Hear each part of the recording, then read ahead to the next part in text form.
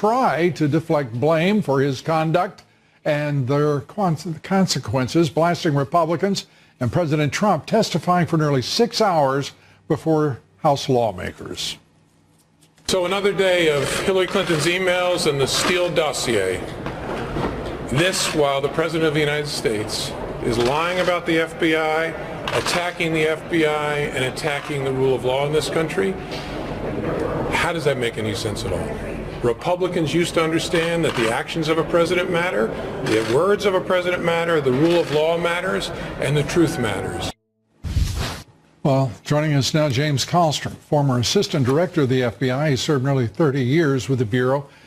Jim, it's great to have you with us. Thanks, Lou. It used to matter who ran the FBI. Your sense of what is going on in the FBI and its leadership still, and the performance of this disgraced former FBI director. Yeah, Jim Comey is just, I don't know, I guess if, you looked at a picture of someone who was a narcissist, you'd have Jim Comey's, that would be the picture you'd have in the book. The guy is just out of his mind. The notion that the FBI reputation has been soiled, not because of him, but because of other things.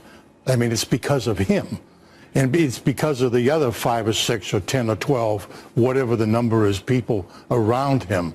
The McCabe's of the world, the Strzok's of the world, the Pages of the world, and all the rest of these people. Everyone who was associated with him has been sullied and soiled and disgraced, whether they've been fired or whether they've been resigned. Yeah, he's an educated nimwit. I mean, and he promoted people of his ilk around him, I guess, so he wouldn't feel he'd feel like he was still going to be the imperial wizard. The guy is just out of his mind, quite frankly.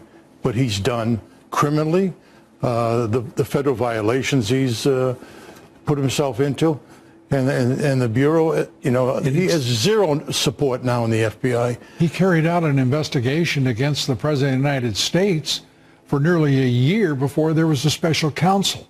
It's unclear to anyone right now how he got away with it, and why there was not some check, because as far as we know, no other FBI director in history has done that. He got away with it because he was a lieutenant in Obama's intel army. Yeah. He was a lieutenant in the army with others, Brennan et al., Clapper et al.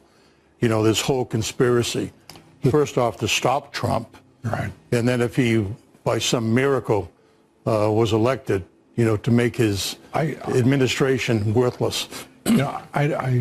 I think back every time we talk about the intelligence apparatus of the Obama administration unleashed on this president.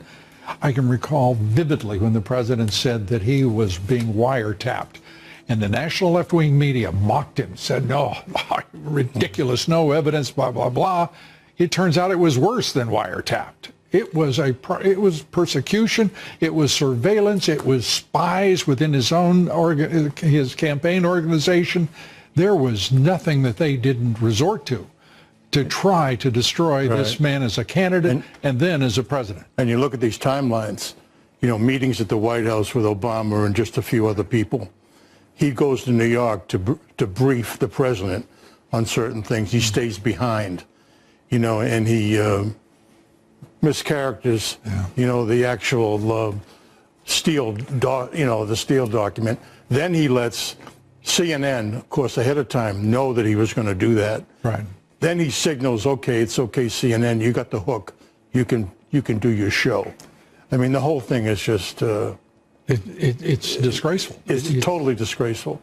And what he did to General Michael Flynn is just disgusting. Tomorrow there will be a sentencing. And for what? Sentencing him for what? What they did to General Flynn is just an absolute, total outrage. The American people should be outraged. What they did with him, they bankrupted him. They made him sell his house. They made him do all kinds of things over nothing, over some grudges. And then they announced today that they're going after his 2 business partners as foreign lobbyists. Well, I hope Judge Sullivan throws the case out. I hope he chastises everybody involved in this witch hunt. I mean, they were out of control what they did to him. They were in violation of the Constitution. They're in violation of the privacy regulations. The unmaskings, we haven't even talked about that. And that, I know in your view, that's a bigger scandal than any of all of Hundreds and hundreds of unmaskings that have not, the evidence of which by the Obama administration have not seen the light of day yet. You know, who knows what the number is? Maybe it's 1,000. But it was all part of this scheme that was hatched in the White House with the national security team and guys like Comey. Joining me now, Congressman Darrell Issa, House Judiciary Committee member who was not in the room today but has been receiving updates from his colleagues on that committee who were in the room, and he joins me now. Congressman Issa, what did you think about what you've heard about today and about Comey's comments in the hallway to reporters? Well, I think the hallway says it all. What former Director Comey just did was mock Miranda. He literally said, oh, we should have told him he had a right. That's laughable. You know, literally trying to roll back a Supreme Court decision that has been the law of the land for decades, that his entire career was an expectation when somebody was a target, would be bad enough. But let's talk about what he really did. He fails to tell the president, when he's the president-elect, that in fact they're already doing this investigation. He then interviews the national security advisor right after he becomes a national security advisor in the White House, traps him into a lie because they've already recorded his conversation with the Russian ambassador. So now what they're doing is 3 days later, he sits there with President Donald Trump, his boss, and President Trump asks about Flynn, and what does Comey do? He doesn't tell him that he's got the goods on his national security advisor who has lied to the vice president. Now, if you forget about all the criminal stuff and everything else, he had an obligation to let the president know that he had a national security advisor that was now a risk.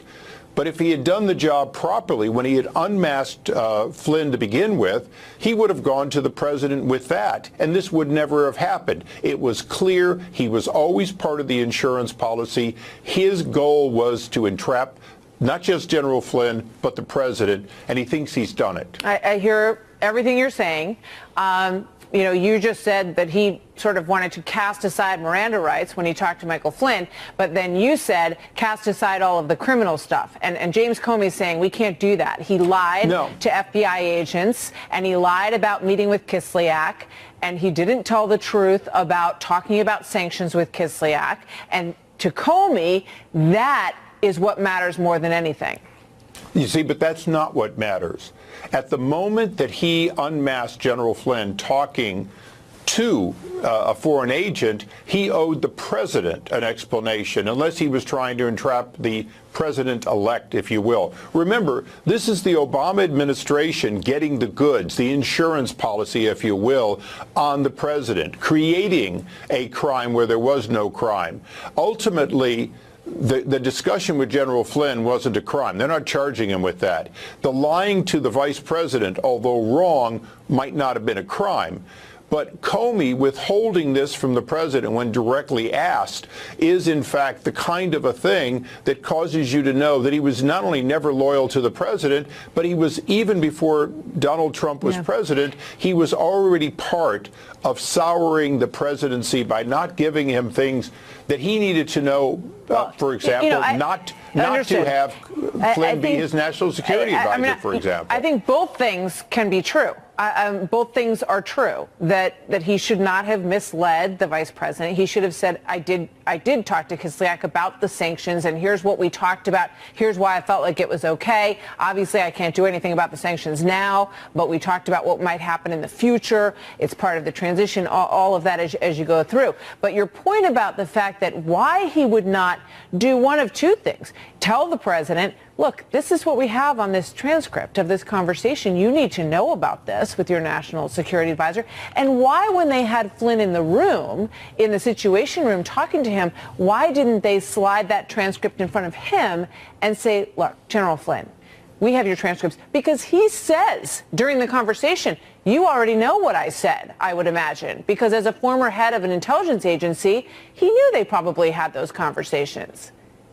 Well, he certainly should have known, and quite frankly, he should have known to go in with White House counsel because that was a responsibility he should have had. But Comey and the FBI carefully tricked him, or maybe used his ego against him, but tricked him into not doing it. Again, though, then FBI Director Comey had every reason to prevent General Flynn from being the national security advisor if he thought he had done wrong. Instead, what he did was he let him become the national security advisor, failed to answer the president's questions as he was trapping him into a criminal charge and then squeezing him to try to get something against the president of the United States. The reality is this investigation, long before there was a special investigator with Mueller, was really about Comey going after the president.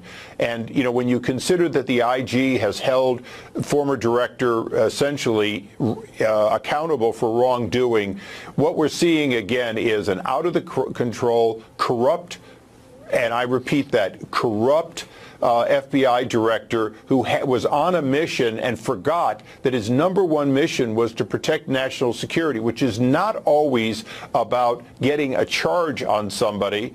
It is often about stopping a crime from happening. He made no effort to stop a crime from happening, and that is probably the best reason in the world that what President Trump did in firing Comey was the right thing and should have been done on day one. Congressman Darrell Issa, thank you very much. Good to have you with us tonight.